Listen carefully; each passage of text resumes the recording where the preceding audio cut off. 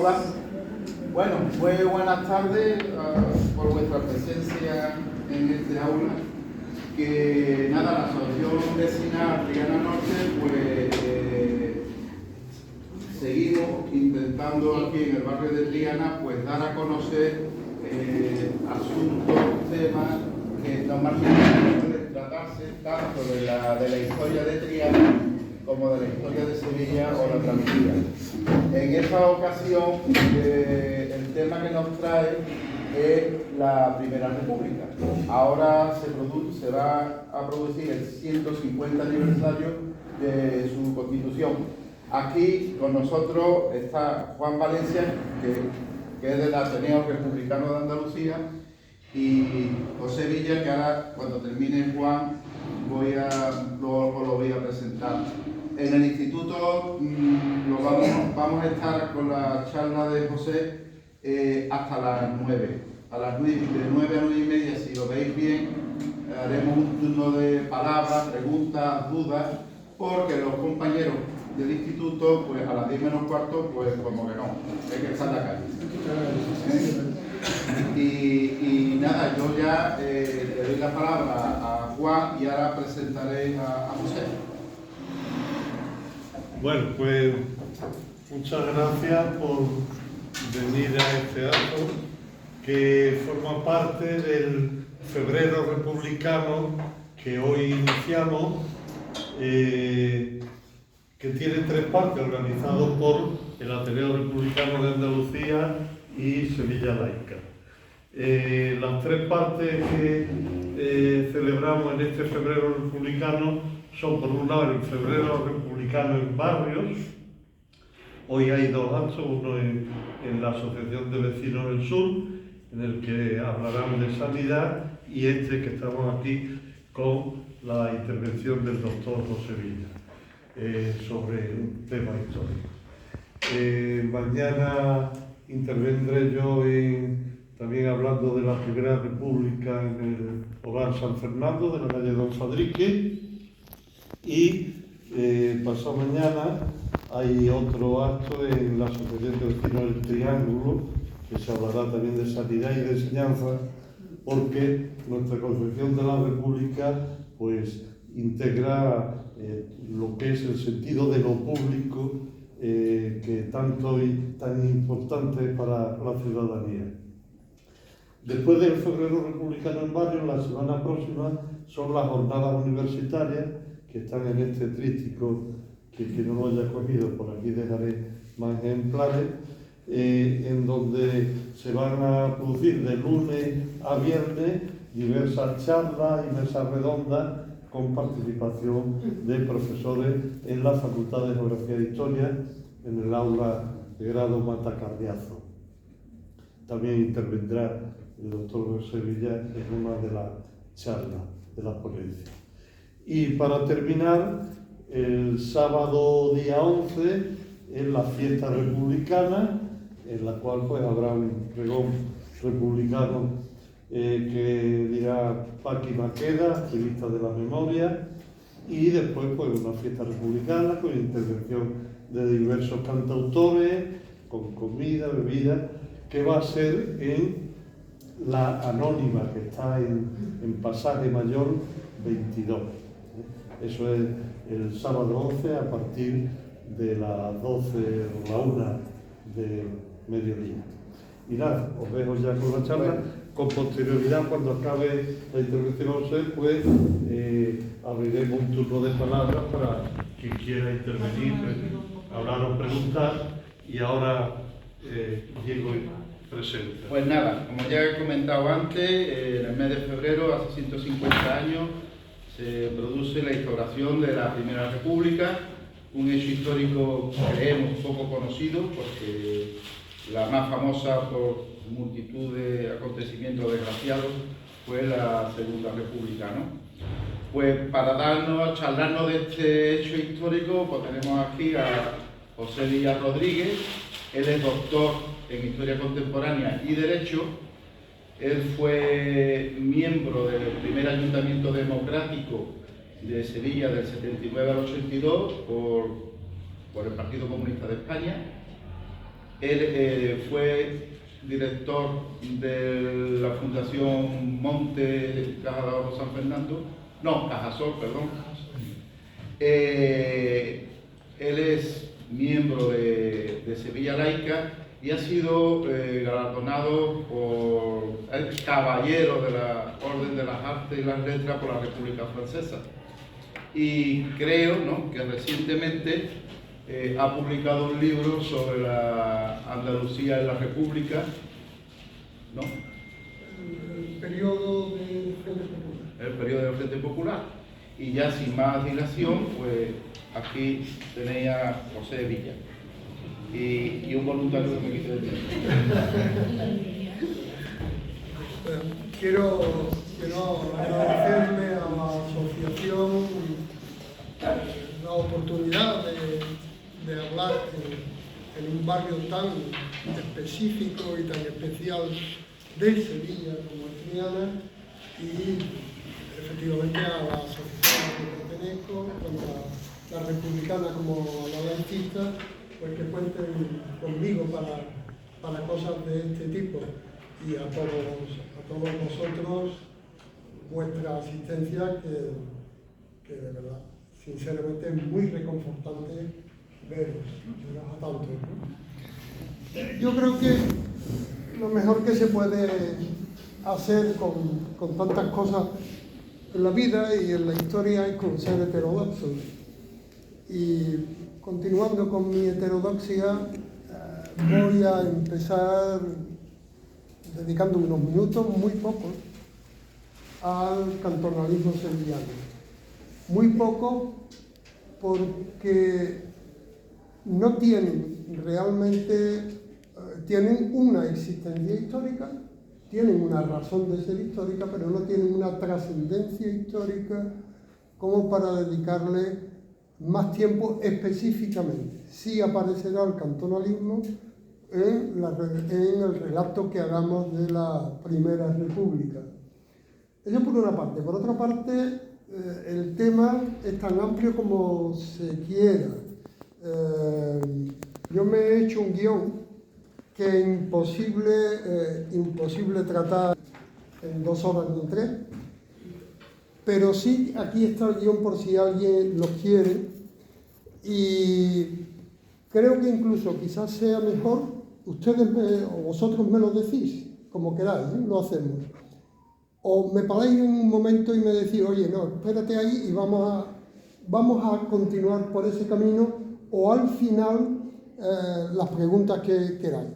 Y sobre los temas que queráis, porque yo no voy a contaros, o no voy a relatar, o no voy a decir la Primera República. Yo prácticamente me voy a referir al siglo XIX completo. Evidentemente mucho más rápido, hasta llegar a la Primera República, y un poco más lento después, pero voy por ahí.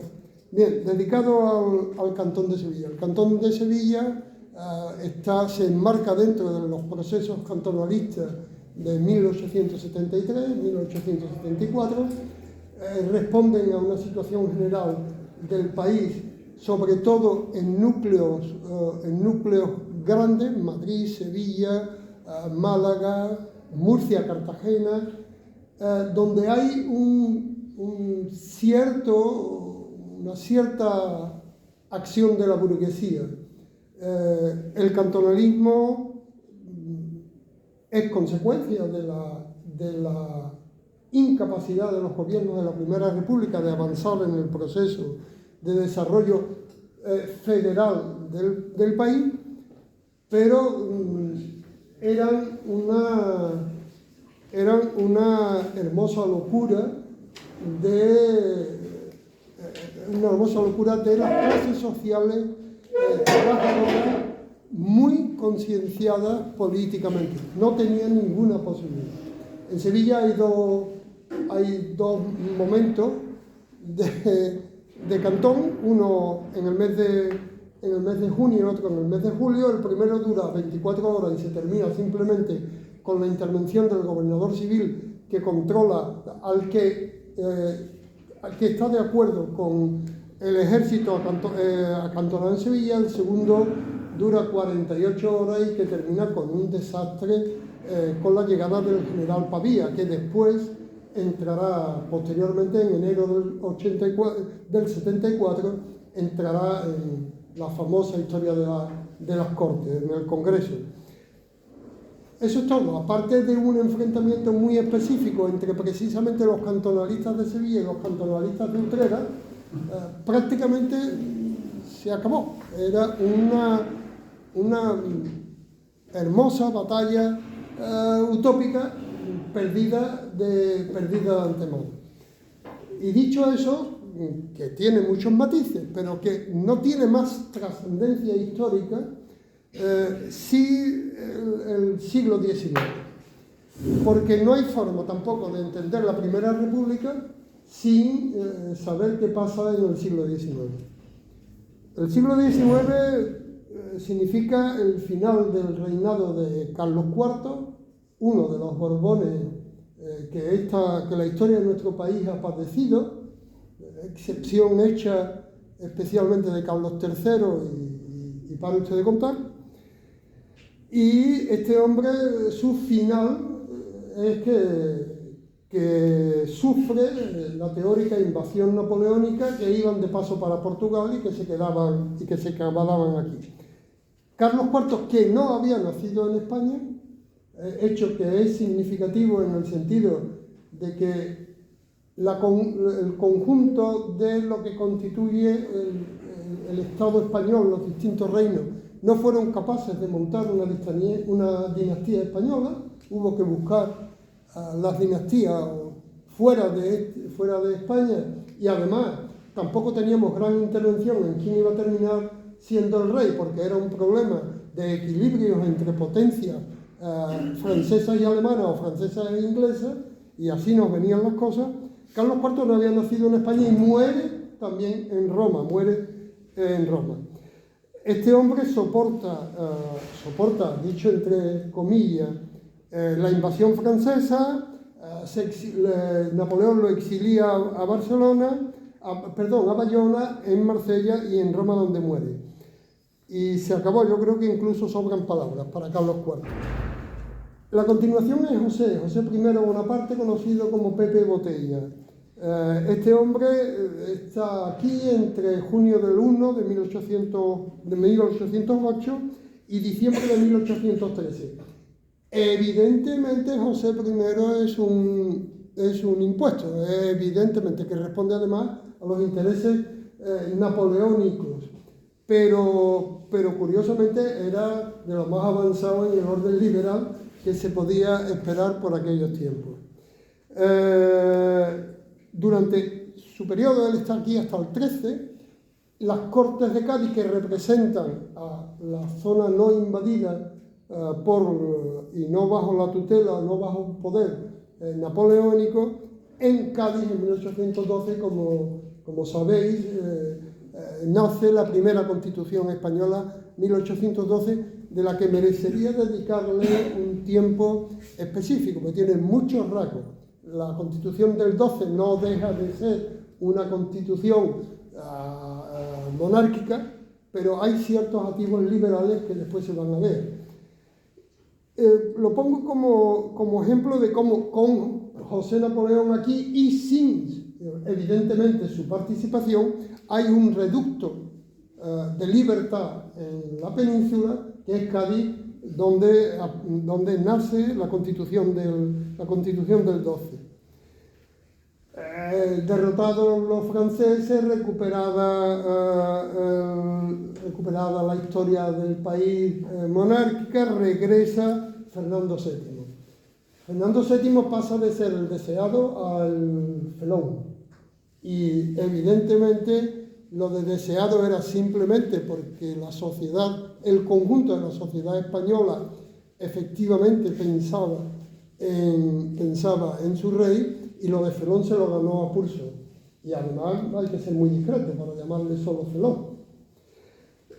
Fernando VII tiene que, durante su reinado, van un poco meses en 1808, después posteriormente del 14 al 33, se contempla se produce el inicio de la independencia de las colonias americanas, que habían estado representadas en Cádiz en la Constitución del 12, y el otro elemento que merece la pena destacar de su acción política, ¿vale? Para su acción no política, pues está aquello de que le ponían las carambolas jugando al billar, es la derogación de la ley sálica. La ley sálica, como sabéis, es una ley procedente de la cultura francesa, y no ya de la cultura francesa, sino de la cultura desde probablemente Vercingétorix, de que las mujeres no acceden al poder, no acceden al gobierno. La derogación de la ley sálica, que no estaba como tal transcrita en España, pero que sí estaba en el espíritu, evidentemente, se deroga en 1830. A su muerte, por esa derogación de ese marco legal, es reina, o se designa como reina, a su hija Isabel II. Si alguien ha sido maltratada o maltratado, y ahora ya especificamos lo de la A, si alguien ha sido maltratado por razón de su género, es Isabel II. Isabel II es una mujer a la que creo que hay que poner en relieve como por ser mujer como fue maltratada. Y de ella abusó todo el mundo, con independencia de su propia responsabilidad. Pero hay que tener en cuenta que a Isabel II la declaran mayor de edad con 13 años y que la casan con un primo suyo que evidentemente no tenía ningún interés por las mujeres, con 16, y que evidentemente abusa de ella todo el mundo. Por supuesto, mayoritariamente los militares, pero es que los generales españoles del ejército español, pues son todos de grandes familias aristocráticas, luego por tanto, con la aristocracia. Isabel II se la casan con Paquita, como ella denominaba a su esposo, y tiene una serie de hijos, desde luego ninguno de ellos hijo de Paquita. Quien sea el padre de Alfonso XII, hay una versión tradicional que lo hace hijo de Enrique Pulmontó y Mayán, que era un militar, como corresponde, y hay otra versión más actual que indica que puede ser Raimundo de Soto. Desde luego, evidentemente, ninguno de ellos ni era ni podía ser del marido que a la pobre mujer le habían endilgado. Insisto, Isabel II es un personaje que convendría revisar desde el punto de vista de género, con independencia de sus propias responsabilidades. Ojo, no vayamos aquí ahora, no, pero bueno, una chica criada en un palacio que con 13 años le dicen que es reina y que como reina puede mandar, y con 16 la casan con un primo que ella dice que llevaba más puntillas y encaje que ella la noche de boda. Vosotras me diréis, vosotros, yo ya lo estoy diciendo. Isabel II tiene que soportar la guerra carlista en función de la no aceptación por su tío de la derogación de la ley sálica. Guerra carlista que significaba lo más reaccionario de aquel momento en el país, sigue significándolo hoy, aunque están ahí a ver quién consigue ser más reaccionario, si ellos o Vox o cosas de esas. Y esta mujer pues, termina se exilia después del 68. El 68 empieza con una teórica revolución y con una constitución gloriosa. Y efectivamente, la constitución del 68 hay que repasarla, hay que verla despacio. Es un inicio realmente liberal, de una estructura de Estado liberal importante en nuestro país. Pero fijaros, ¿hasta qué punto este país está en una situación social que es la que explica su desarrollo? No hay otra forma de explicar el devenir histórico de una comunidad sin saber esa comunidad quién es y cómo funciona, tardan, incluso en el 68, se tarda 3 años en llegar a convencerse que aquí no funciona, que aquí no había funcionado la monarquía y que por tanto habría que cambiar. Y tal no funciona que hay un paso intermedio, que es Amadeo I de Saboya. Amadeo I de Saboya era una buena persona, era un hombre serio, era un segundón y le ofrecen una corona y ¿por qué no va a venir? Y viene, y cuando viene se da cuenta en el berenjenal en que se ha metido. Y aguanta 2 años, creo recordar, aguanta 2 años. La carta de despedida de Amadeo de Saboya hay que leerla, ¿no? Hay que leerla, y hay que leerla porque este hombre sí, por cierto, algo que se me ha pasado, los Borbones que cuando vienen a España, el Felipe V, el antecesor del actual, este no sabía español. Y este era también un chaval que en Versalles lo nombran rey de España y vete para allá. Y ese tampoco hablaba español. Amadeo de Saboya sí sabía español. Era italiano, sí sabía español. Era un hombre sensato, era un hombre liberal y aguanta 2 años. ¿Y por qué aguanta 2 años? Pues porque la aristocracia, el ejército, le hacen un bloqueo tal, termina convencido de que si quiere permanecer es un títere en manos de otros poderes, y dice que para títere se va a Roma. Y ya estamos con otro fracaso monárquico más, Amadeo de Saboya tiene que cubrir o conoce un proceso grave, y es el inicio de la tensión independentista con Cuba. Y, por supuesto, padece también las guerras carlistas. La ida de Amadeo provoca de nuevo, ¿qué se hace? ¿Qué se hace? Tenemos un Estado sin jefe, tenemos un Estado sin presidente del Estado, sin una cabeza que represente al Estado. ¿Qué hacemos? Y la discusión se plantea en las Cortes, y como no estaba claro que los que la pretendían en aquel momento también ya, no después, el retorno de los Borbones, aceptan la instauración de una república.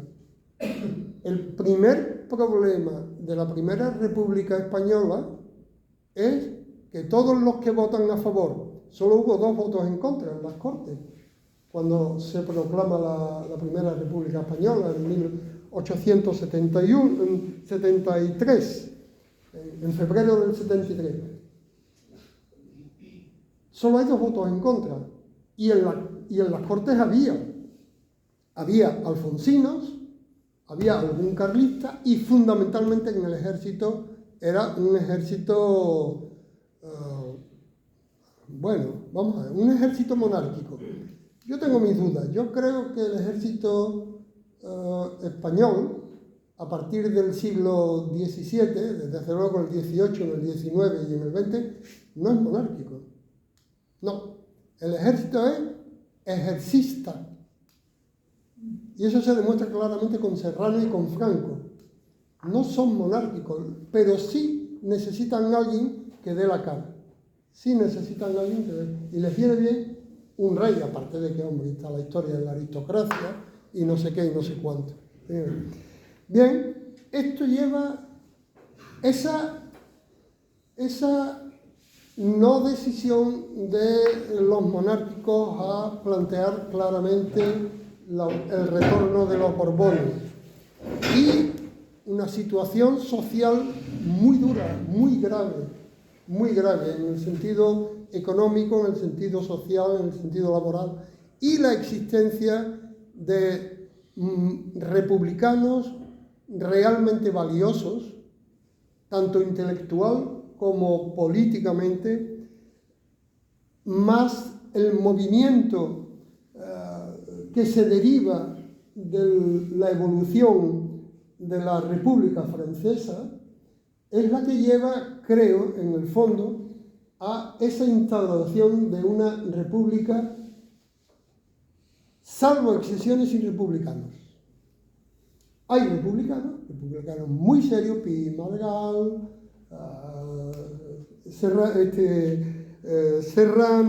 Serrano, hay republicanos, Figueras, Castelar, Salmerón, hay republicanos realmente valiosos, pero no hay una situación social que permita pensar que puede tener éxito una república en cuanto empiece a modificar las estructuras, en cuanto empiece a pretender modificar las estructuras sociales. Miren ustedes, pasen o mirad, perdonad. Recuerden, desde todo el 18, el 19 y el 20,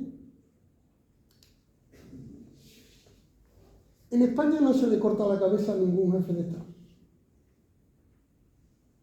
No hay ningún proceso social revolucionario que termine cortándole la cabeza al jefe del Estado y que termine con las estructuras sociales aristocráticas y del poder. Eso pasa en Francia. ¿Es verdad? Eso pasa en Francia. En España no hay ni un retroceso social que no termine con los republicanos fusilados y en el exilio. Aquí se exilía Isabel II y se exilía Alfonso XIII. Se exilían, pero no se va más nadie. No se va más nadie. Puntualmente, durante ya casi al final de la República, de la Segunda, se va el duque de Alba, que por cierto se llamaba Jacobo Fitzjames Stuart. Jacobo Fitzjames Stuart. Y teóricamente era heredero de Cayetana, cuya existencia nos permitió la gloria de las majas desnudas de Goya. O sea, vean ustedes esto. Recordad esto. Perdonad, recordad esto. Aquí no se le corta la cabeza a ningún jefe de Estado procedente de la aristocracia y del poder. Aquí no hay ninguna reversión social que no termine con fusilamientos y que no termine con exilio. Bueno, y aquí todavía hoy estamos padeciendo que no nos dejan terminar de averiguar dónde están los republicanos que fueron fusilados por el golpe militar de 1936. No es una cuestión semántica eso de golpe de Estado o de golpe militar, perdonad. Un golpe de Estado significa, comporta una cierta funcionalidad de alguna legalidad para modificar un Estado. Un golpe militar se las trae al pairo cualquier intento de situación jurídica legal o jurídica formal. Es un golpe de fuerza contra un Estado. Eso fue 1936.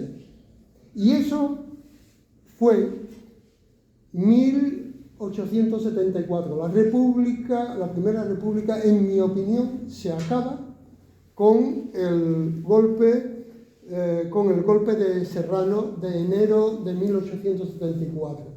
Ahí se acaba la Primera República. Se sigue manteniendo oficialmente la existencia de una república que, por cierto, en su año de vida, prácticamente en su año de vida, no había podido poner en pie una constitución. No obstante, sí se proclama después de las elecciones de mayo del 73, en junio, se proclama la República Federal de España. Se proclama, pero no hay constitución. Hay un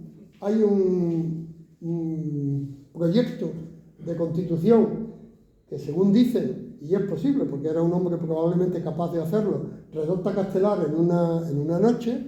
Aquí está, aquí están todas las constituciones españolas, incluso las no proclamadas. El Estatuto de Bayona en 1808, la Constitución del 36 y la del 73. Todas, más todas aquí están todas, me las he traído, porque pueden servir en algún momento, pueden servir de elemento de consulta. Yo creo que es la primera república española en la que había republicanos muy serios, muy sensatos, muy honestos, pero que no había republicanos para mantenerla y no había situación social que fuera capaz de implantarla, se acaba en febrero del 74. Porque lo que se establece entonces con el general Serrano, un general, es la eliminación de las Cortes, se suspenden las Cortes, se gobierna por decreto, se pone al ejército en marcha de una forma absolutamente clara para dominar el país. La Guardia Civil ya está creada y sirve de apoyo, concretamente en Málaga, por ejemplo, sirve de apoyo para terminar con el cantonalismo. La Guardia Civil muestra de nuevo que de civil no tiene nada. La Guardia Civil es un cuerpo militar con jefes militares. No sé, eso creo que lo saben ustedes, ¿no? En la Guardia Civil, los guardias civiles de número podían llegar hasta brigada, creo que era, o sargento. A partir de ahí, los tenientes de la Guardia Civil eran militares, de cuerpos militares, de infantería, normalmente de infantería, pero de otros cuerpos también, que venían a la Guardia Civil a servir. Y la Guardia Civil era técnicamente un ejército de ocupación del país. Y desde luego, por supuesto, si en algún sitio, eso lo sabemos bien por nuestra historia, es en Andalucía y en Extremadura, y en el sur de Castilla, ¿no? Bien, Serrano termina con todo eso, y Serrano gobierna a punta de decreto y con los militares. ¿Qué ocurre? Curioso, retener. Serrano es el personaje tipo que dibuja a Franco. Serrano no consigue lo que Franco consigue.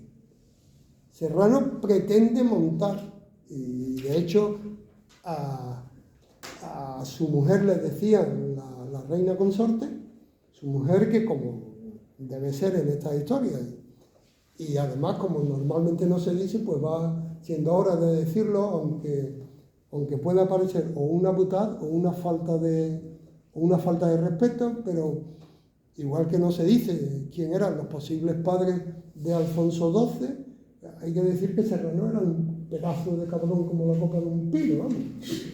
Su mujer tenía 30 años menos que él, y su mujer le ponía los cuernos con otro militar, eso sí, ahí quedaba todo dentro de la familia. Serrano pretende hacer lo que después Franco consigue. Ojo, Serrano, apoyado en el ejército, monta una estructura de poder que el ejército le mantiene. Lo que pasa es que Serrano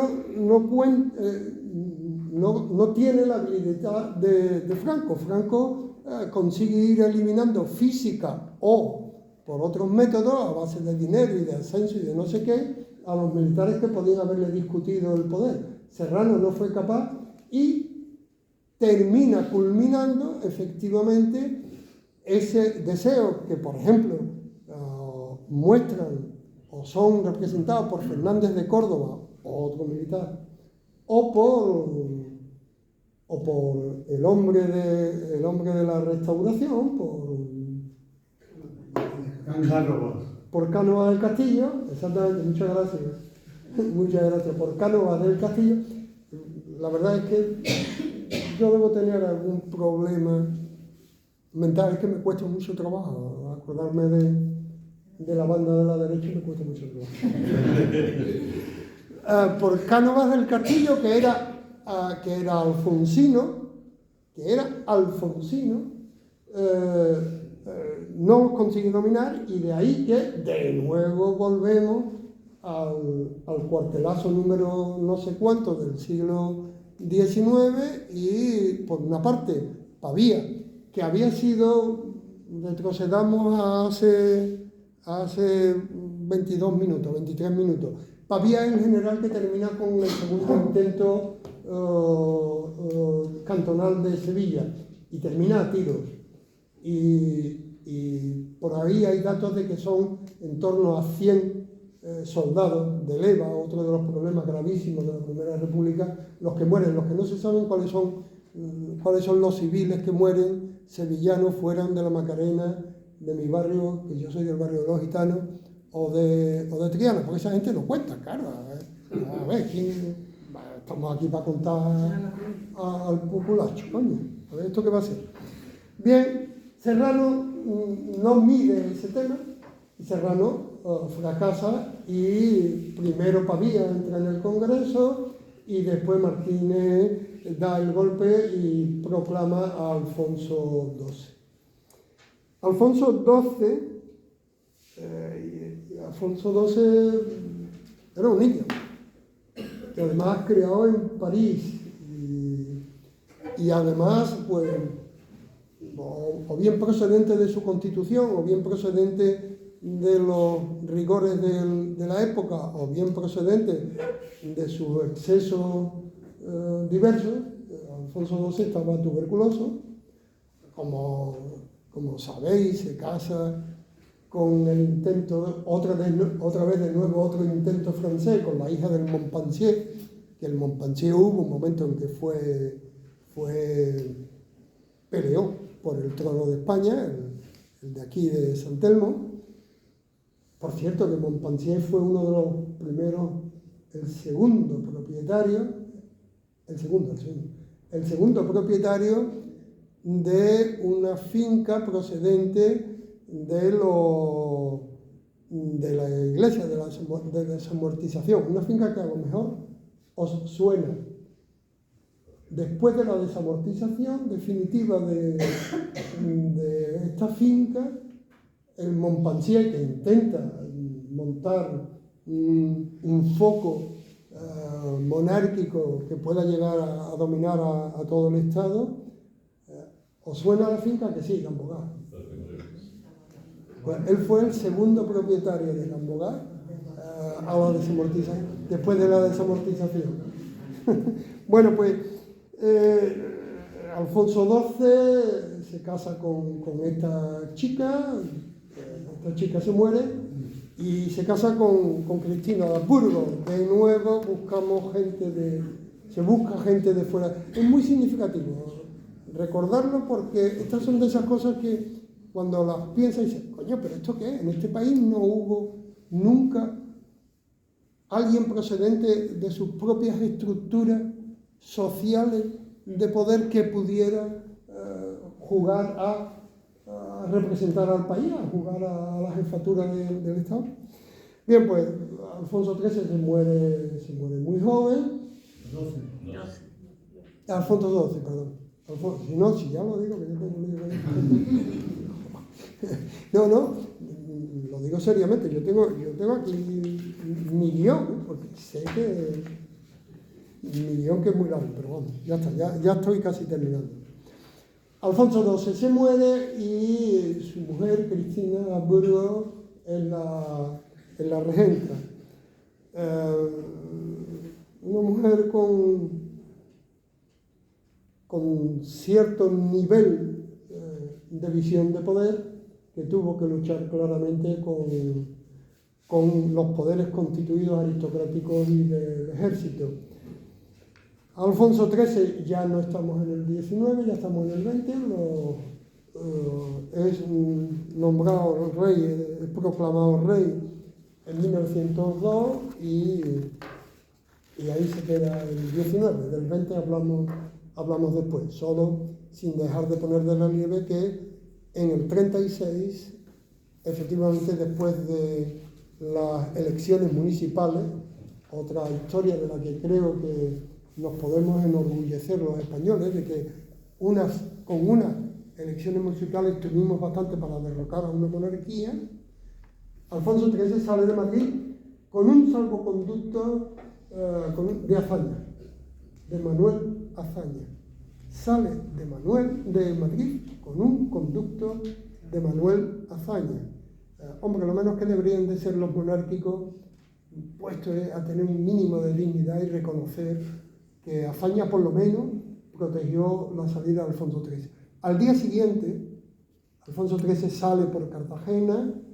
Al día siguiente, como se llamaba muy bien con su esposa inglesa, sale desde Madrid por el Poderín. Y se comenta, y parece que los hechos remiten a que es cierto, se comenta que dijo, qué bien, por fin ya vamos a estar cada uno en una punta de Europa. Bien, volvamos a lo que creo que tiene el interés de la República, de la Primera República. La Primera República fue un intento muy serio por parte de algunos republicanos, aprovechando ese desconcierto de qué puñeta hacemos aquí, si ya no están los Borbones y el Amadeo se va, y esto está, por montar una república liberal. Pero partiendo del supuesto de que Figueras, el primer jefe, porque la Primera República, como no llegó a tener una constitución, no llegó a tener un jefe del Estado, se llamaban jefe del Ejecutivo de la República. Llegó Figueras, que fue el primero estuvo 4 meses, Pi Margall,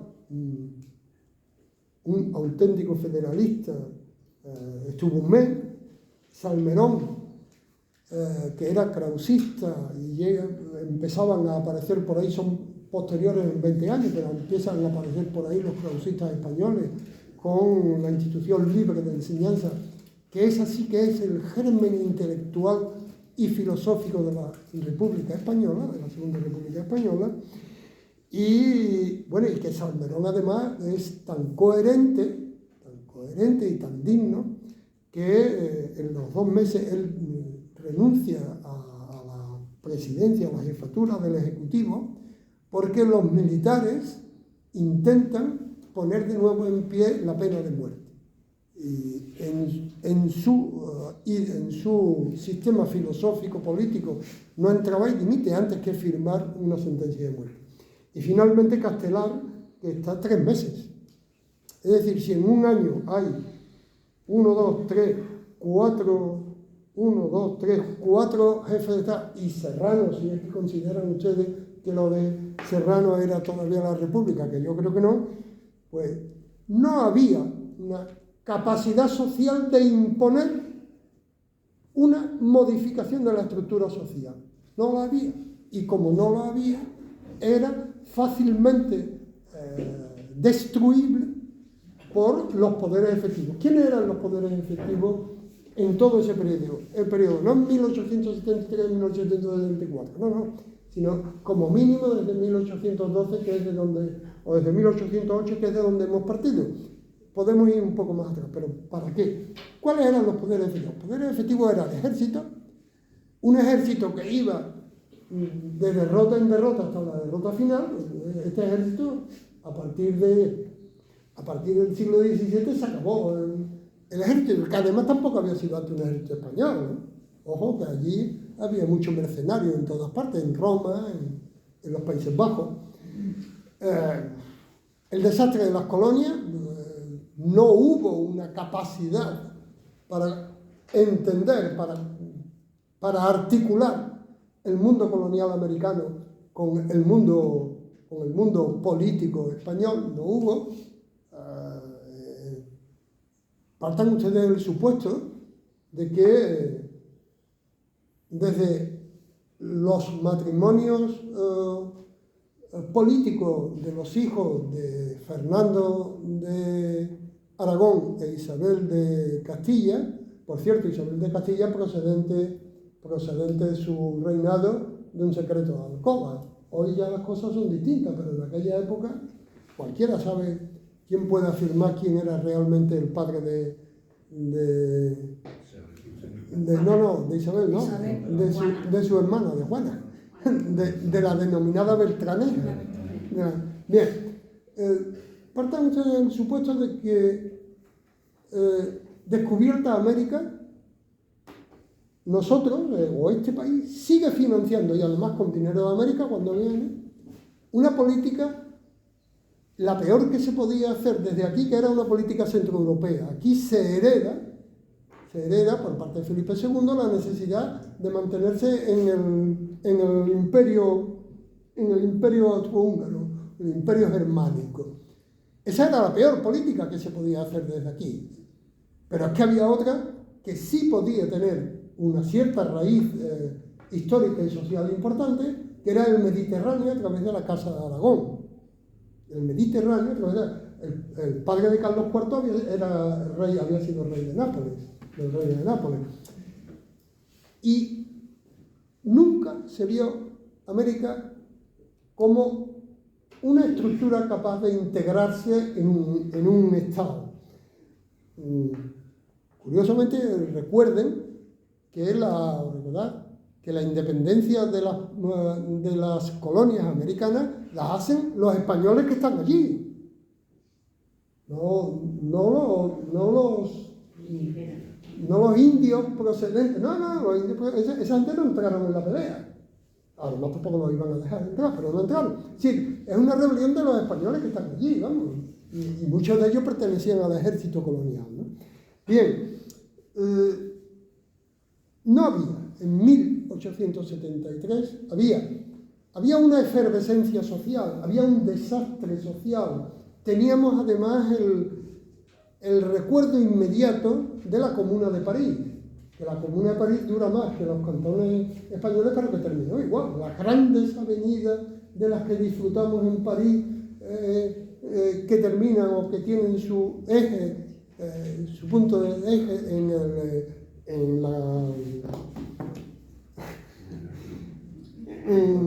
el Arco de Triunfo, esas se abrieron a cañonazos en la Comuna.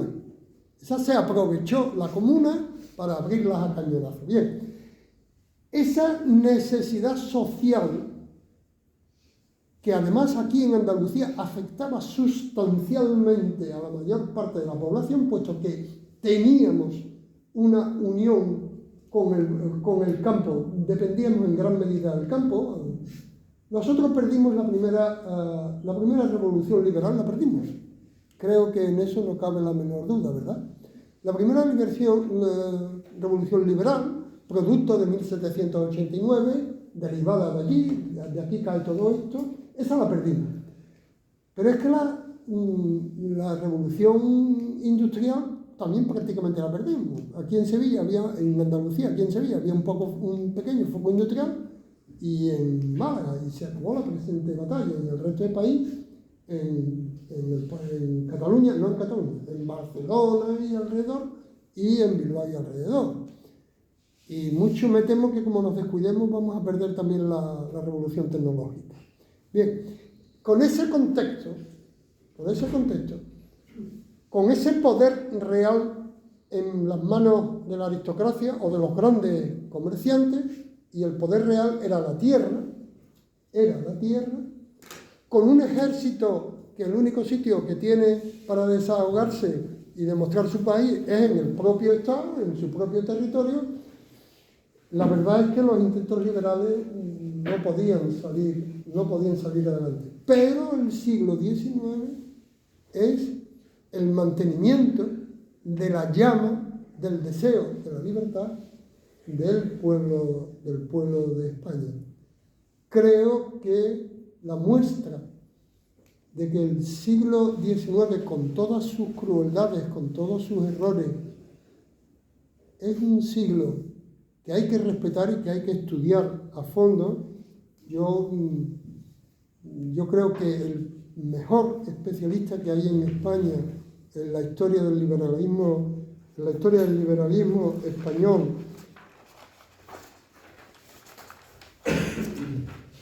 es Josep Fontana. Yo les recomiendo al que le guste el tema, que le eche valor, que le dedique tiempo, que es para leer y que se lea la época del liberalismo, que dentro de la colección de Historia de España es el volumen sexto de Josep Fontana. El siglo XIX es un intento continuado por parte de las clases más comprometidas, más liberales, y de la sociedad, de la mayor parte de la sociedad oprimida, trabajadores, jornaleros en Andalucía, por alcanzar un mundo de libertad. Y esto debe ser tan así que, por una vez y sin que sirva de precedente, os recordaré que Franco odiaba al siglo XIX. Franco decía que el siglo XIX era un siglo maldito. ¿Por qué? Porque en el siglo XIX hubo que terminar con la libertad como él terminó con la libertad. A cañonazos, a tiros y contra el deseo de los trabajadores, de las clases populares, de conseguir vivir en un Estado democrático. Gracias.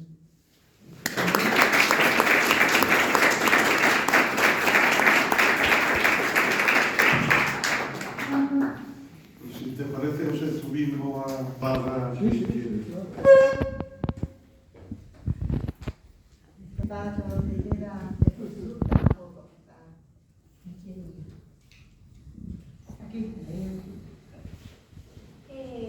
¿Cómo definiría el cantonalismo?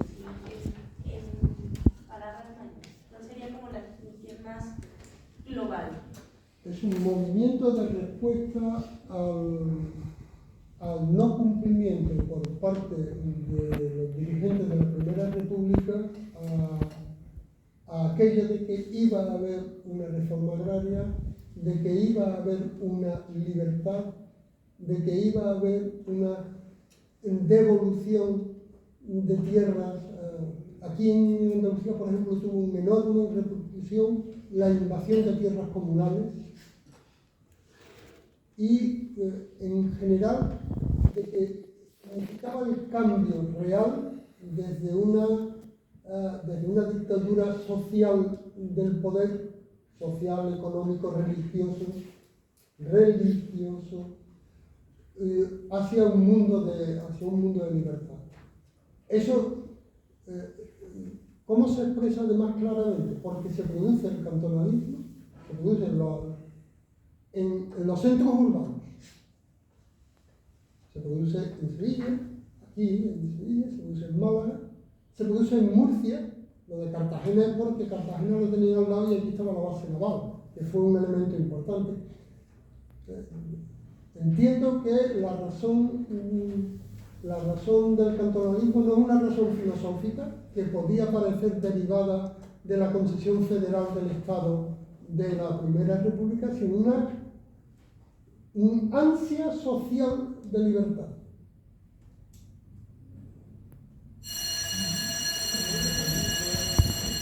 No sé si el cantón de Sevilla tuvo también algún enfrentamiento con algún otro cantón, como le pasó a Cartagena y Murcia. No, porque Utrera no era un cantón, pero sí fue un enfrentamiento con Utrera entre cantonalistas para colmo.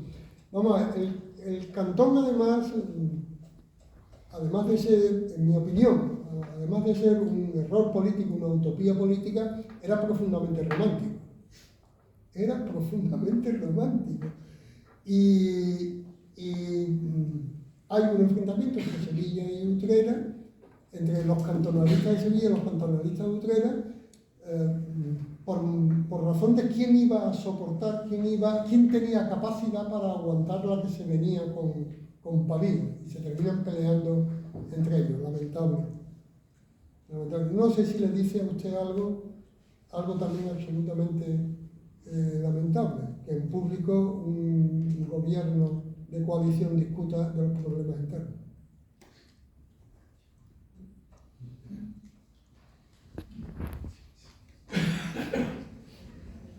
Lo de Sevilla, lo del cantón de Sevilla, ya decía, por eso yo decía al principio, es que no tiene fuerza, no tiene contenido, porque no la podía tener, ¿eh? ¿No hubo enfrentamiento armado entre Utrera y Sevilla, ¿no? Sí, sí, hubo un enfrentamiento armado. Un enfrentamiento armado. ¿Y es cierto que ganó Utrera? Es cierto que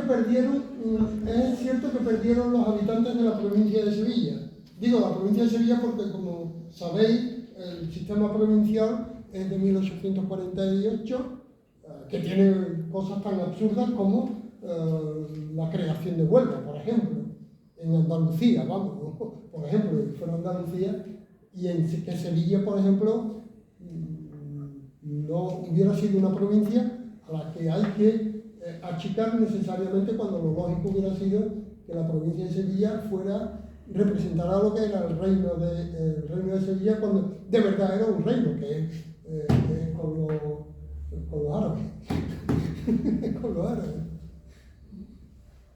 Pepe, ¿cómo se programa el Cantón de Sevilla? ¿Cómo se programa? Que el alcalde comentaba, dice, igual. El primero no es el alcalde, el primero es una asociación de república. El segundo es el alcalde, en el ayuntamiento. Y el alcalde además se llamaba, espera, te lo digo. El alcalde...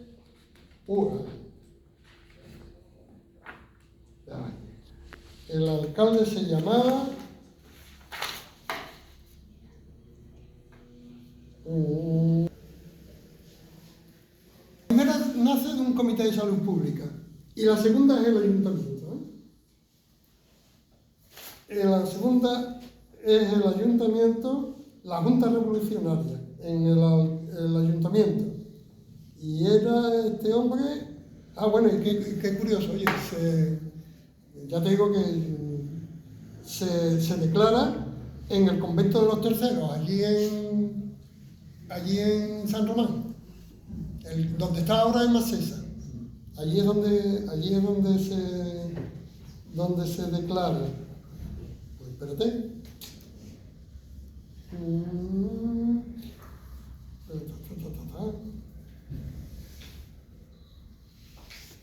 Bueno, pues no siento mucho, no encuentro. Aquí tengo yo Manuel García Herrera, ¿puede ser? Pues Miguel Mingorace. Ajá. Miguel Mingorace. Está buscando Mingolance. ¿Miguel qué? Mingorace. Miguel Mingorance era quizá el único internacionalista seguro que había. Era amigo de Fermín Salvochea. Era amigo de Fermín Salvochea. Sí. Perdonad, es que no me lo sé porque es algo que desde el principio, bueno, vale, esto es un romanticismo, esto es un utopismo maravilloso, pero que oye, que te la van a dar por todas partes, porque no van a dejar títere con cabeza, ¿no? Y una pregunta, ¿puedo hacerla? Sí. ¿Se puede ver el cantoralismo de la Primera República como un precursor de los movimientos ya nacionalistas de finales del siglo XIX? No por una razón, porque el movimiento catalán existía anteriormente. El movimiento independentista o nacionalista, bueno, pues nacionalista, ¿verdad? Sí, vamos, el 19 el nacionalismo. El nacionalismo nace a mediados del 18, pero ese teórico espíritu independentista de parte del Reino de Aragón, porque Cataluña no era... Cataluña formaba parte del Reino de Aragón, ¿no? A ver si tampoco nos confundimos mucho. Sí es anterior al cantonalismo. Es más, de hecho en Barcelona se inicia el movimiento y se inicia como una reclamación clara, porque todavía no había una constitución que reflejara claramente que la República iba a estar formada por estados federados. De hecho, Andalucía se dividía en dos estados, Andalucía Baja y Andalucía Alta, ¿no? Que tiene cierto sentido. Verá, muy lejano, heredero muy lejano, pero heredero muy lejano pueden ser las actuales comunidades autónomas. una cosa, se mantenía en ese Estado federal, se mantenía la existencia de Cuba y Filipinas. De Cuba y Filipinas. Ya se ha producido todo el proceso descolonizador del resto de América y se mantiene Cuba y imagino también que las posesiones del Pacífico, ¿no? No, exclusivamente Cuba y Filipinas y las posesiones de África. La Constitución del 73 es para tomársela, la Constitución del 73 es para tomársela en serio como elemento de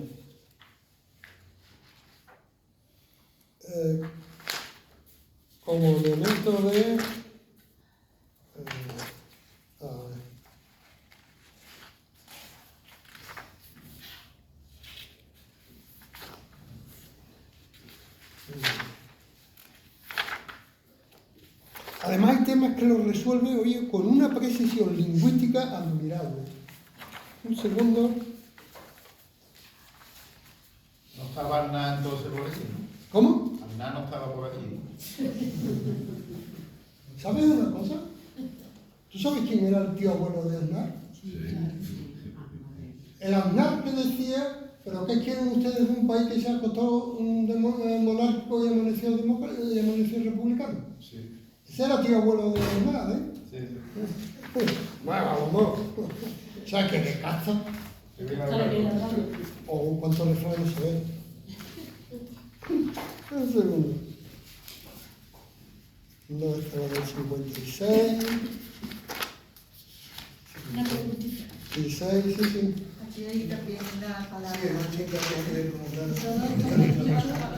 No han nombrado nunca el poder de la Iglesia. ¿Eh?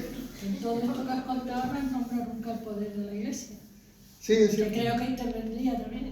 Sí, es cierto, es cierto. Cierto, está hecho a mala idea. Está hecho a ver si os provocaba. Ya. Es que me extrañaba que no nombraran a la Iglesia. Bueno, verá, el tema de la Iglesia en la primera... El tema de la Iglesia en la Primera República es curioso. Es curioso. No hay ninguna manifestación pública contra la República. Ninguna. Entre otras cosas casi porque no tiene tiempo, es que fue un año. Es que fue de febrero a diciembre. Un año mal contado. Y no hay, pero sin embargo sí están los documentos del que era nuncio apostólico en Madrid, ¿no? Y ese es probablemente el mejor retratista de los políticos de la época en su informe al Vaticano, ¿no? Y sí hay, desde luego, vamos a ver qué pasa con esta gente, partir del supuesto de que la situación debería de ser tan complicada socialmente que poca gente debería tener claro qué es lo que va a pasar mañana y cómo va a terminar esto, ¿no? Y la Iglesia ahí se contiene. La Iglesia ahí se contiene, públicamente se contiene. No hay, como sí pasa en el 30, las elecciones municipales del 31 fueron públicamente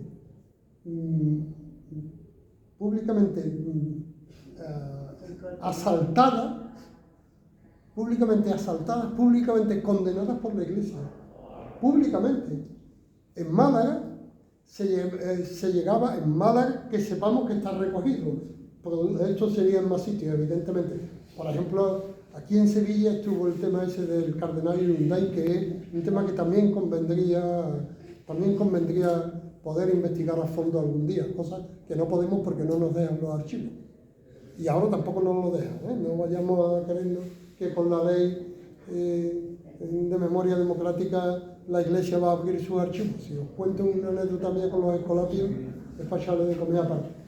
La Iglesia en el 30 dice que van a ir al infierno los que voten a la Conjunción Republicana Socialista, que era la lista única que se presentaron a las elecciones municipales del 31, ¿no?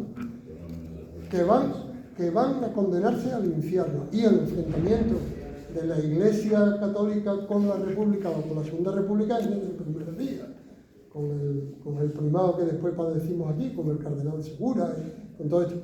No, en el 73 la Iglesia está tanteando qué pasa. Lo que pasa es que la Iglesia viene de un tema que sí es causante de uno de los problemas graves producidos. El Concordato de 1851 es la pieza perfecta jurídica. Vamos a ver.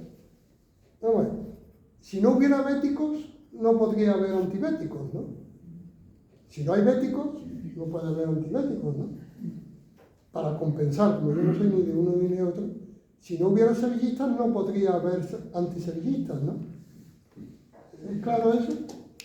Pues si no hay clericalismo, no puede haber anticlericalismo. Si no hay clericalismo, no puede haber anticlericalismo. Y el Concordato de 1851, que firma Isabel II, y el Papa Pío IX, por cierto, es quien le da el nombre a ese exquisito dulce de los En serio, ¿verdad? Sí. Los piononos nacen en Santa Fe, en un convento de monjas, que se los llevan al Papa por el Concordato de 1851. Los piononos de las monjas de Santa Fe están buenísimos. Yo sigo sin creer en Dios, pero están buenísimos. Bien, el Concordato de 1851 es el triunfo absoluto de la Iglesia Católica sobre la sociedad y el poder español. Una cosa que no se comenta, como aquella de quién puede ser el padre de no sé quién, o con quién le ponía los cuernos a la mujer a Serrano. Una anécdota que no se comenta nunca.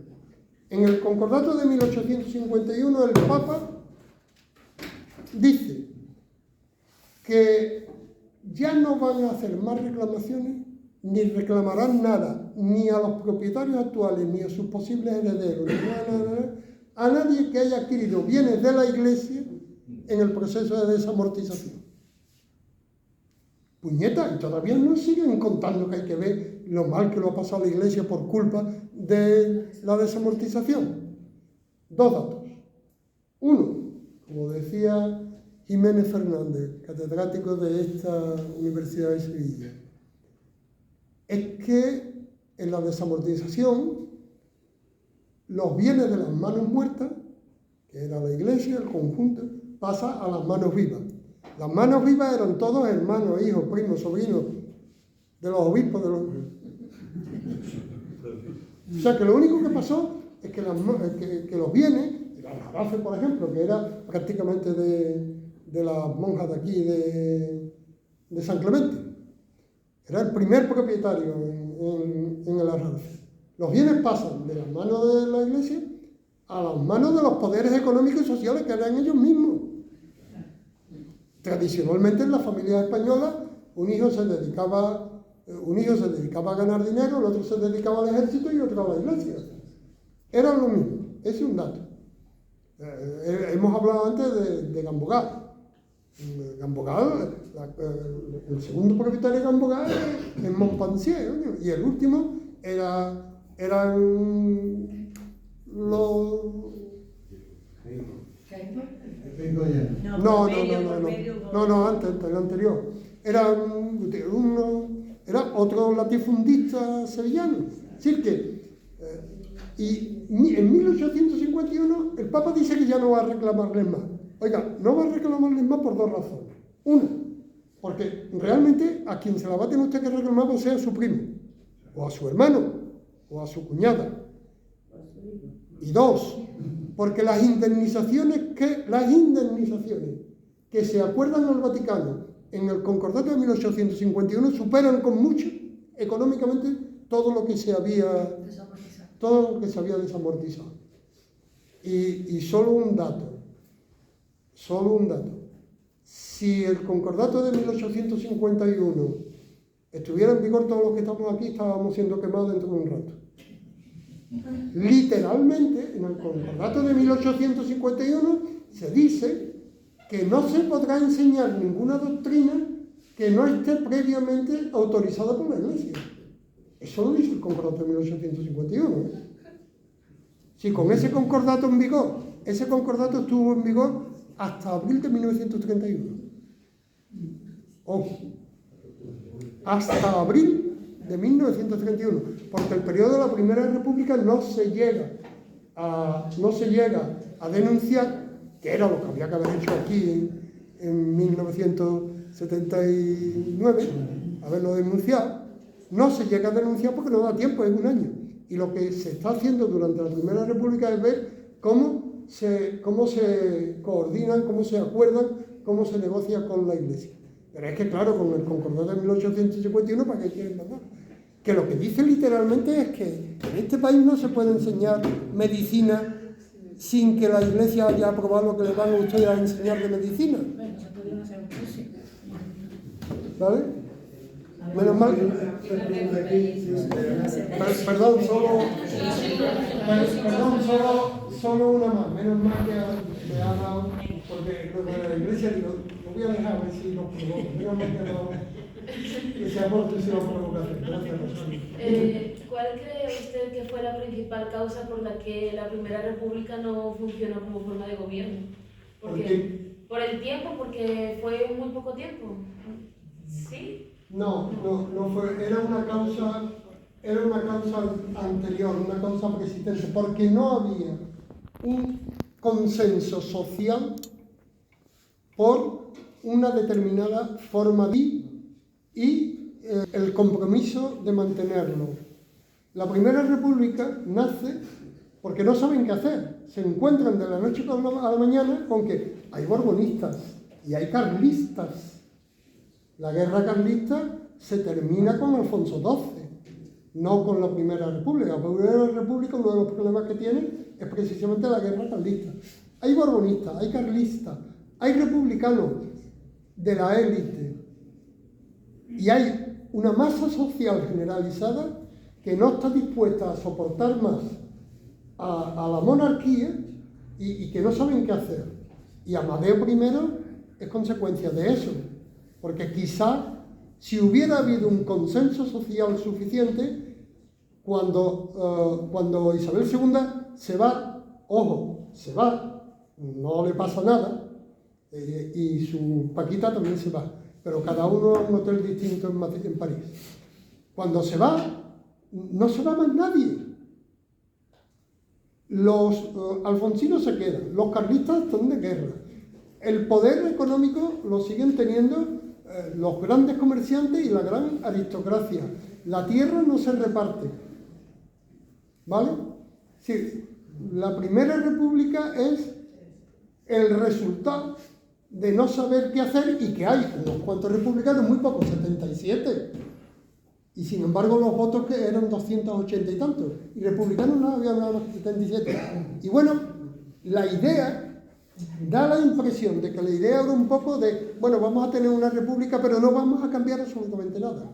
Pero claro, cuando la Primera República dice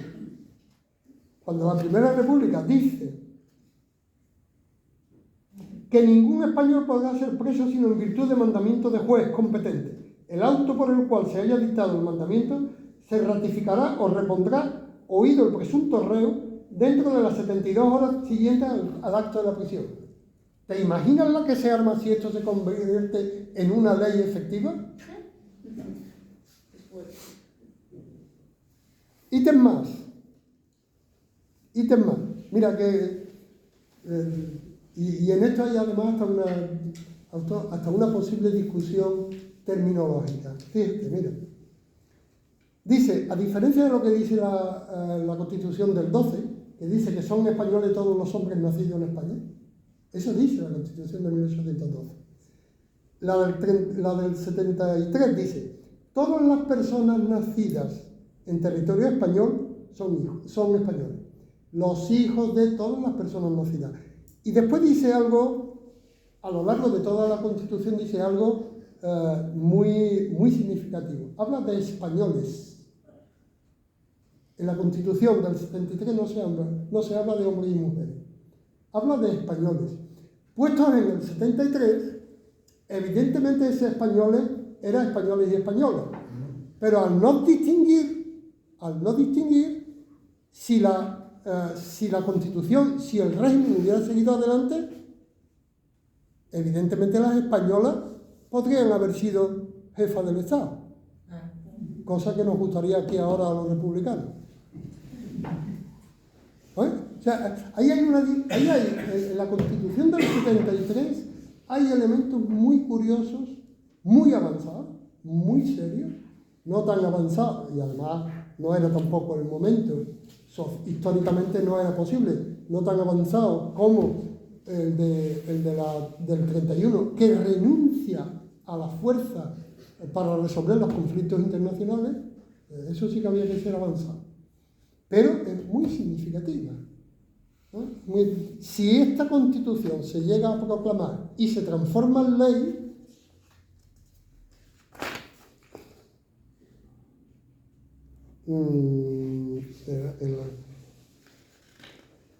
la Constitución del 73 dice: España es un Estado. Esto es, exactamente. Fíjate. Artículo 34. El ejercicio de todos los cultos es libre en España. En el 73. En 1873. La Constitución dice: el ejercicio de todos los cultos es libre en España. Y el artículo 35 dice: queda separada la Iglesia del Estado. Hombre, ya tengo a un tataranieto mío que reclamaba el laicismo como yo. Menos mal. Era muy avanzada.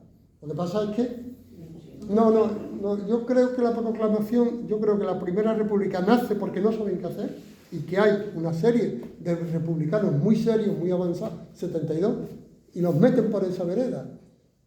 Cuando a la República le salen sus propios problemas, claro está, que no se resuelven estos que hemos hablado, que el ejército sigue, es Pavía el que entra, es Martínez el que trae a Alfonso XII, es Serrano, que por cierto, Serrano parece ser que fue uno de los primeros amantes de Isabel II, que después la traiciona, cosa también muy corriente en el ejército español, porque Franco juró la bandera de la República, ¿eh? Hay por ahí una foto preciosa que habrá que ponerla algún día en un marco, que es Franco jurando la bandera de la República, la Segunda República. Sí, el movimiento social de base de los cantones, ideológicamente es anarquista, es lo que mueve a la masa, digamos, es la fuerza o... Mucho más cercano al anarquismo que a otras historias. Ten en cuenta que el socialismo como idea definida de política prácticamente no nace ya casi en el 20, casi a finales del 18 en el 20. Los krausistas. Sí, es mucho más una tendencia anarquista. Pero bueno, a mí me gustaría saber cómo se le puede pedir a alguien que no sabe leer, que no sabe escribir, que come una vez al día, el día que come, si ha hecho un jornal que... oye usted, ¿qué quiere usted? ¿Que juegue al cricket?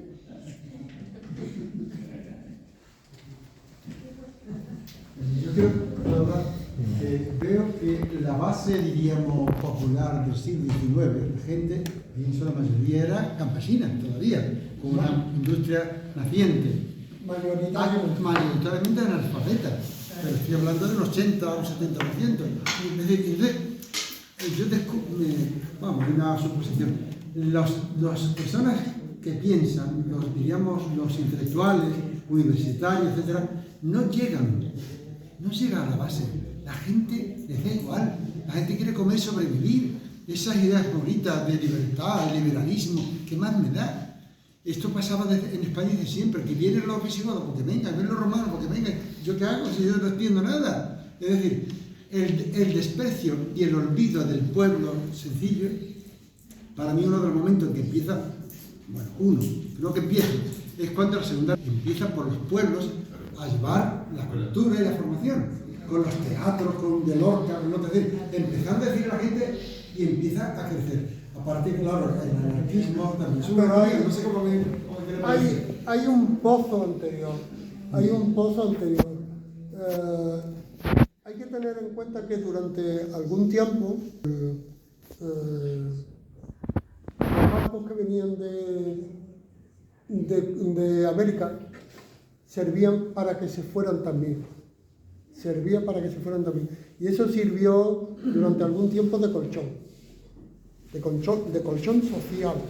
Pero cuando se agudizan las crisis económicas, efectivamente, pero yo creo que sí, ese fondo está. Pero yo creo que sí, yo creo que en la Primera República hay gente, el ejemplo de Pi y Margall, por ejemplo, es muy claro, ¿no? Hay gente muy seria, muy claramente preocupada por la situación social. Pero era Pi y Margall. Sí, yo vuelvo a insistir en que probablemente la Primera República nace porque los alfonsinos no se encuentran con fuerza para discutir con los carlistas si traen a Alfonso XII o no, o si aceptan al Carlos María o no. Y como no están, hay una línea intermedia. Insisto, es que no se va nadie de aquí. El poder económico, el poder social y el poder religioso continúa. Sin embargo, sí hay una progresiva asunción de la cualidad de obrero, de trabajador. Los cantones se producen en las grandes localidades, no se producen en el campo. En el campo hay puntuales movimientos revolucionarios. En Montilla, por ejemplo. En Córdoba. En Jerez también. En Jerez, pero el de Jerez posterior. En Córdoba, en Montilla, hay un puntual movimiento revolucionario anarquista. Clarísimo, ¿no? Que termina con la misma crueldad que termina Casas Viejas. Que termina siendo... con participación de la Guardia Civil, por cierto. En Montilla interviene el Ejército y la Guardia Civil. La Guardia Civil es una idea absolutamente fantástica por parte del poder conservador. Montan un ejército de ocupación.